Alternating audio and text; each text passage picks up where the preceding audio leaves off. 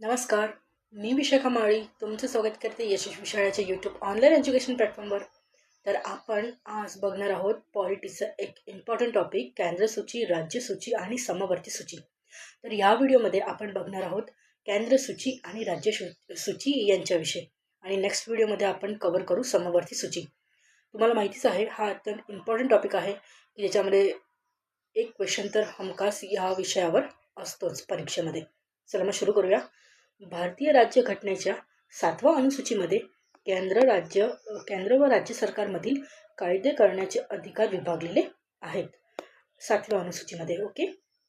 भारत हा संघराज्यीय देश असल्याने शासन हे व्यवस्थित चालावे म्हणून विषयांचे विभाजन करण्यात आलेले आहे.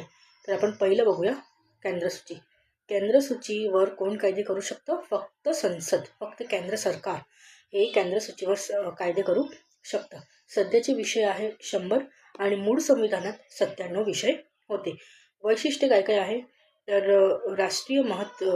राष्ट्रीय लेवलचा हा महत्त्वाचा विषय आहे आणि संपूर्ण देशासाठी एक समान धोरण आवश्यक असतं आणि राष्ट्रीय सुरक्षा आणि सार्वभौमत्वाशी ते संबंधित आहे. तर कुठले कुठले आपले प्रमुख विषय आहे केंद्रसूचीचे?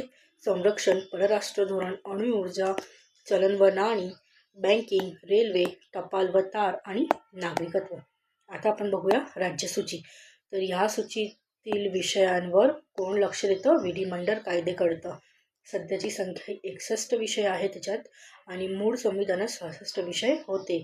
स्थानिक आणि प्रादेशिक महत्त्वाचे हे सगळे विषय असतात आणि राज्याची गरजेनुसार त्याच्यावर निर्णय घेतले जातात. तर कुठले कुठले विषय आहे? पोलीस, सार्वजनिक आरोग्य, शेती, सिंचन, स्थानिक स्वराज्य संस्था, जमीन आणि बाजारपेठा.